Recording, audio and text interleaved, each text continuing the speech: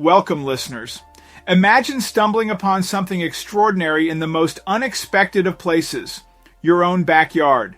Today, we dive into the unbelievable story of Corey, a farmer whose quiet life took a thrilling turn when he uncovered a mysterious object buried beneath his land. What began as an ordinary day of plowing fields soon unraveled into a series of discoveries that would leave him and those around him speechless. Stay with me as we piece together this astonishing tale of secrets, history, and adventure. Corey bought a huge piece of land 35 years ago. It was a rocky piece of landscape that nobody wanted. He had built a house on it and lived there with his family. But the land was so big, Corey never explored every part of it. For a year now, he's been exploring his own land, and he has found multiple bizarre things. But this day, Corey found something that shocked him to his core. It looked like military equipment. What was this doing here, and for how long was it laying here already? Then he thought of his old friend, who was a general now. Corey called his old friend and explained what he found. The general's reaction was shocking. "Corey, move away as quietly as possible. You were never supposed to find this." Corey still had a hard time believing that he had, in fact, been targeted with this military weapon, and that he had just been incredibly lucky that the weapon had malfunctioned on impact. He had never expected this, but when he discovered who was actually responsible for sending the weapon his way, he could not say that he was entirely surprised. When the U.S. military heard about his find, they wasted no time in taking action. With the weapon still intact, they finally had the proof they needed. But who targeted Farmer Corey with the military weapon? How had it ended up on his land? And what was the U.S. military going to do? Before we start, smash the like button and make sure to subscribe if you haven't, and hit that notification bell so that you won't miss any new stories. When Farmer Corey was plowing his fields, he noticed something in the distance he had never seen before. He saw a big piece of green metal sticking out from the ground. Corey headed over to see what it was. But as he got closer, he realized it wasn't just a loose piece of metal lying around. It was a big metal capsule filled with little dark green balls. The capsule was filled with hand grenades. There were probably 50 of them, all piled up and ready to explode. Corey pulled his hand back and took a few steps backward. He wondered why this capsule suddenly lay in his field. He had never seen it before, so maybe someone had dumped it there recently. In the corner of the capsule was something engraved.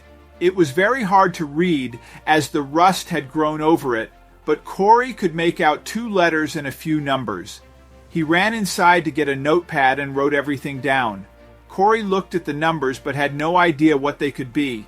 He put his tractor back in the barn, tied a string around the capsule so he would always be able to see where it was, and went inside his farm. He thought about calling the police, but Corey had always loved going on adventures or solving difficult riddles. He also didn't want the bomb squad involved. They would take over his farm and probably destroy his crops with their cars while they removed the capsule. No, Corey definitely didn't want that. So there was only one thing he could do: solve this mystery on his own, no matter how dangerous it could get. Suddenly, it dawned on Corey, this might be a dangerous mission. The grenades might still be active, so he couldn't take one with him. He went back outside to the capsule and took a few photos of it. He made sure to really capture every detail so he could zoom in if he needed. When he felt he had enough, he went back inside and typed the initials into his computer. He hoped to find at least a name, but sadly, nothing came up. Corey couldn't shake the excited feeling he got from this sudden mystery. This mystery gave him a purpose. He sat at his kitchen table, still looking at the numbers. There were a few numbers missing too. He had only written down the numbers he saw clearly at that moment. So, he opened one of the photos and zoomed in. Now he was able to make out a few more numbers and even more letters, an N in the middle and a W at the end. N and W. Wait a minute. Suddenly Corey realized what the letters meant. N stood for north and W stood for west. They were coordinates. Corey was very excited about his first discovery. After that, he decoded the other letters, and soon he had all the coordinates he needed. He typed them into Google, but was surprised by what he saw. The coordinates led to a thick forest somewhere in Utah. It would be a long drive if he wanted to go over there, but he knew there was no other way. This was the only lead he had at this moment, so he had to follow it. He knew it would be a long drive, so he decided to take his old pickup truck. The drive was long and monotonous, but Corey was determined to reach his destination. Finally, after several hours of driving, he reached the coordinates. He found himself in the middle of the forest, and there was no sign of a road or a path. He followed the compass, and the coordinates seemed to lead him deeper into the forest. As he walked, he started to notice signs of human activity. He saw old rusty cans and broken bottles. After hours of hiking, he finally arrived at a spot deep in the forest. There, he found an old abandoned bunker. Inside the bunker, it was dusty and dark. He looked around and found various things that the soldiers had left behind, some uniforms and helmets, empty food cans, and medical supplies. But then he came across something that took his breath away.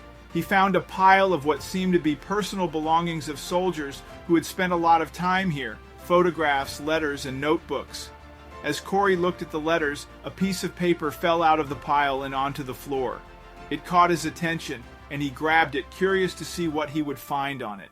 The piece of paper that he had picked up from the floor contained some more information that he had never expected to find. It was a map. He thought about what he was going to do next. Would he follow the map? He called his wife to tell her he would be home late today, and he sat down on the grass outside of the bunker to have a good look at this map.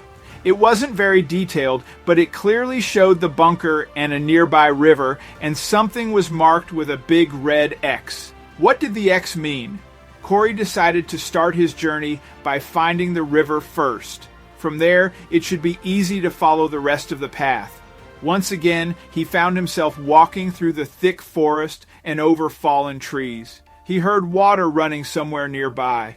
This had to mean that he was closer to the river. He walked towards the sound as it grew louder and louder, and not much later, he saw the river flowing through the forest. He walked along the river for a while, but suddenly he was taken by surprise. According to the map, he had arrived at a point where he could cross it. There was supposed to be a bridge.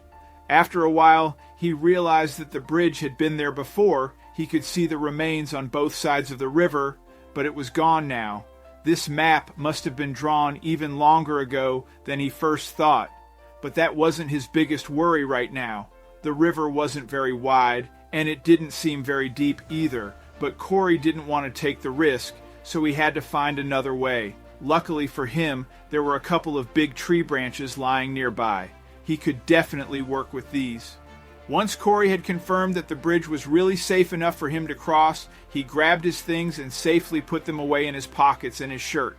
After a few steps, he became more confident and determined. Even though his shoes and trousers had gotten wet, he had made it to the other side. He felt a rush of adrenaline, and he was ready to continue his adventure. He quickly checked the map again and started walking. As he continued, the path almost disappeared again. The forest and the bushes became thicker, and he had to really fight his way through. Suddenly, Corey found himself in an open space. When he checked the map to see how much there was left until the marked X, he couldn't believe his eyes. According to the map, he had arrived already. He was standing right on the spot marked by the X. He decided to just look around the area and see if he would find anything that seemed out of place. Surely there must be something here. Why else would this exact spot be marked on that map? Suddenly something caught his eye. He noticed something else on the map that he hadn't seen before. He must have thought it was just a smudge at first, but now that he had spotted it, it was as clear as day. He saw a little triangle right next to the X. This definitely had to mean something. As he studied his surroundings, he kept looking for something triangular, but there was nothing. Triangles aren't shapes you often come across in nature. However, he did notice something else that caught his attention. There was a huge rock. It was fairly big and remarkable, seeing that it was surrounded by green. Corey tried picking it up or moving it, but he couldn't. But suddenly he noticed something. Was it really possible that this was it? Corey took a few steps back and measured something with his feet. He had found the triangle. You see, as he was looking at the big rock, he noticed two more rocks in its vicinity a couple of feet apart, and soon he realized that together the three rocks formed a triangle just like the one on the map. Corey realized the X must be in the middle of the triangle, so he measured and calculated the middle, and once he was sure he'd found the right spot, he started digging with his bare hands. He would have brought a shovel, but he didn't know he would need it. He ripped the grass and the plants out of the soil, curious to see what he would find underneath. After a while, he felt something hard. He stopped digging to take a better look at it, and as he wiped the earth off the surface, he realized that he had found a box. A few minutes later, Corey was holding the box in his hands. He put it down on the ground before him and held his breath while he slowly lifted the lid. He was amazed by what he saw inside the box. It were personal belongings of one of the soldiers. He found photos, letters, and even a journal. He would have loved to read it all immediately, but he decided to head home and take the box with him. This way, he would have a look at it at home, and he wouldn't have to hurry. He quickly gathered all his things and started his way home. After a while, he finally arrived home. He was tired and had actually planned to look through the box the next day, but he couldn't wait that long. He spent the entire night reading those letters and the journal, which contained many stories about what that soldier had been through during the war. By the end of it, Corey felt like he had known this man personally. It was all connected to that capsule on his property as well. He had found the coordinates of the bunker on it with the letters JG, and this box had belonged to someone named JG as well.